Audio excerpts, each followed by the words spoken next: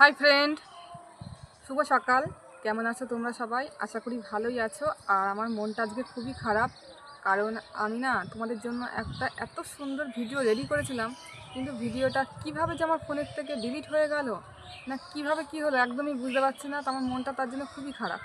ভিডিওটা হলো আমার হাজব্যান্ড আলু চাষ করেছিল, আমাদের ঘরের সাইডে একটু জায়গা আছে, সেই জায়গাটায় জায়গাটা প্রথম থেকে পুরো আলু কিভাবে বসাতে হয়, গাছটা কতদিন হলো, 10 দিন পর গাছটা কতদিন বড় হলো, তারপরে 15 দিন পর গাছটা কতদিন বড় হলো, তারপরে যখন আলুগুলো হয়ে গেছিলো, গাছগুলো যখন বড় বড় হয়ে আলু গাছগুলো যখন শুকিয়ে যাচ্ছিলো সেই ভিডিওটা, তারপরে আলুগুলো যখন তুলছিল সেই ভিডিওটা, সব আমি ভিডিও করে খেপে খেপে রেখে দিয়েছিলাম।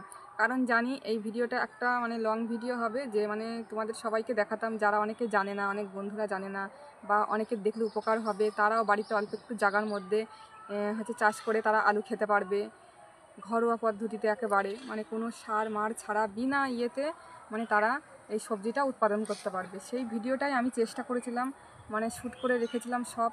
কিন্তু অনেকটা দিন তো লাগে না একটা আলু গাছ বসাতে, সেটা তৈরি হতে, গাছটা বড় হতে অনেকটাই টাইম লাগে, প্রায় 1-2 মাস তো লাগেই, 2 মাস তো লাগেই। এবার সেই ভিডিওটা আমি ছোটো ছোটো করে সব তুলে রেখে দিয়েছিলাম। তা ভিডিওটা সবটাই করেছি, আলু যখন তুলেছে কতটা আলু হয়েছে সব তুলেছি, আমার এত খারাপ লাগছে কি বলবো তোমাদেরকে। ভিডিওটা আমি একদমই তোমাদেরকে সবটা দিতে পারলাম না, ভিডিও সব ব্ল্যাঙ্ক হয়ে গেছে। সব ভিডিও এক জায়গায় করে সেভ করে রেখে দিয়েছিলাম, ভিডিওটা ব্ল্যাঙ্ক হয়ে গেছে।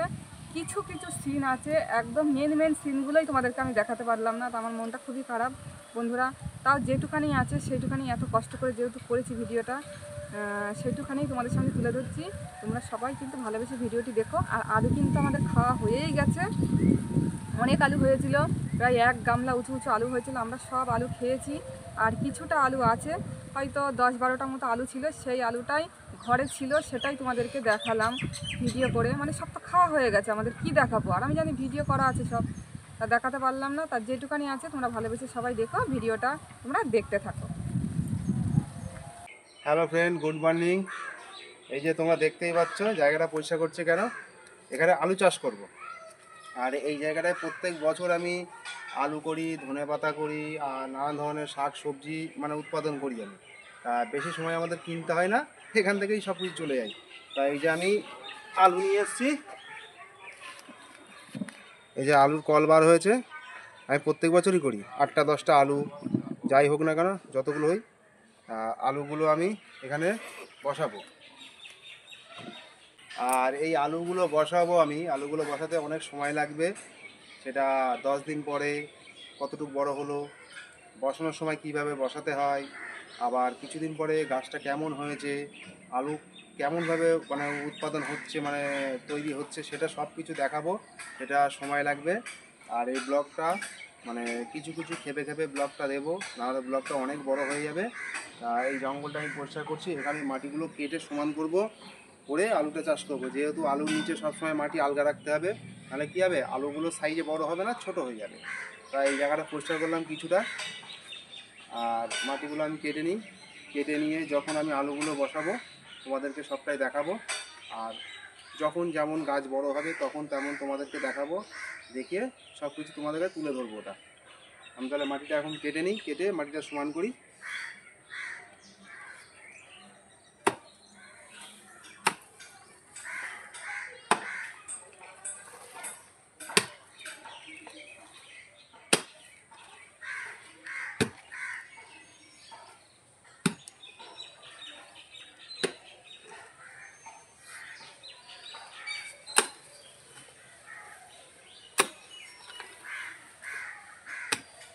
আর আমাদের এখানে কোনো সবজি চাষ করলে পারে ছাগল মুরগি এগুলোর জ্বালায় হয় না। দেখো আমাদের বেগুন গাছটা কেমন খেয়ে নিয়েছে, বেগুন গাছের ডগাগুলো পাতাগুলো সব খেয়ে নিয়েছে।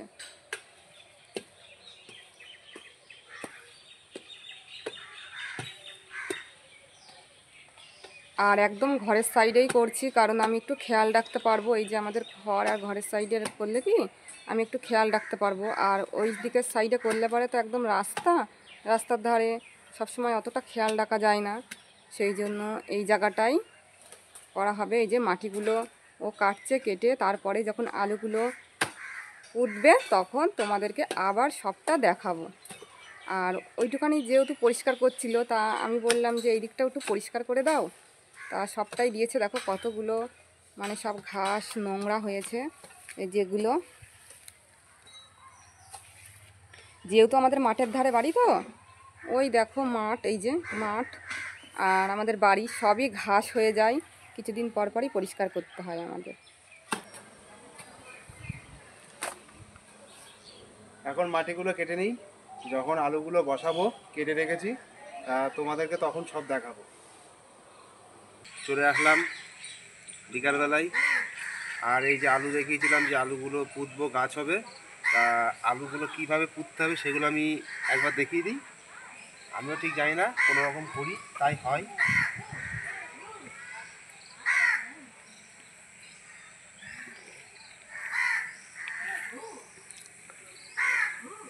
প্রথমে সারি সারি করে এটা একটা বাদাল টাইপের কেটে নিলাম। কেটে আলুগুলো পরপর মুখে যে কলগুলো বার হয়েছে কলটা উপরের দিকে রাখতে হবে, এই যে পরপর সব রেখে দেবো। এইভাবে এইভাবে সব বসিয়ে দেবো, মুখগুলো সব উপরের দিকে থাকবে।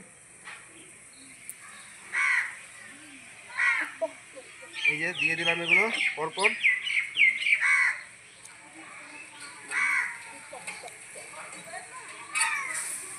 আর যে এইভাবে দিলাম প্রত্যেকটা এইভাবে তুলে দেবো, এই যে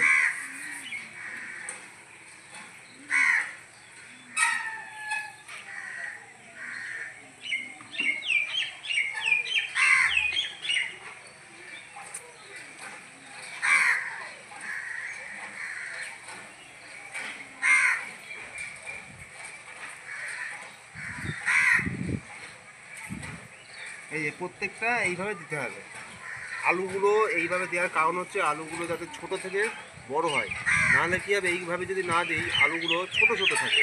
আর এইভাবে করলে কী হবে, মাটিটা আলগা থাকলে আলুগুলোর সাইজটা বড় হবে, দেখতেও ভালো লাগবে আর খেতে হলে। আরও আছে অনেকগুলো। আর এইভাবে যেভাবে দেখালাম আমি প্রত্যেকটা লাইন, এই যে পুরোটা জায়গায় যে কটা আছে লাইন বাই লাইন এইভাবেই আমি করে দেবো। আর ঠিক গাছগুলো যখন ফুটে উঠবে তোমাদেরকে দেখাবো, আর যখন গাছে আলু হবে সেটাও তোমাদের দেখাবো তুলে। তাহলে আবার তোমাদের কাছে আমি যখন আবার গাছ ছোটো ছোটো যখন গাছ হবে তখন আবার তোমাদের দেখাবো।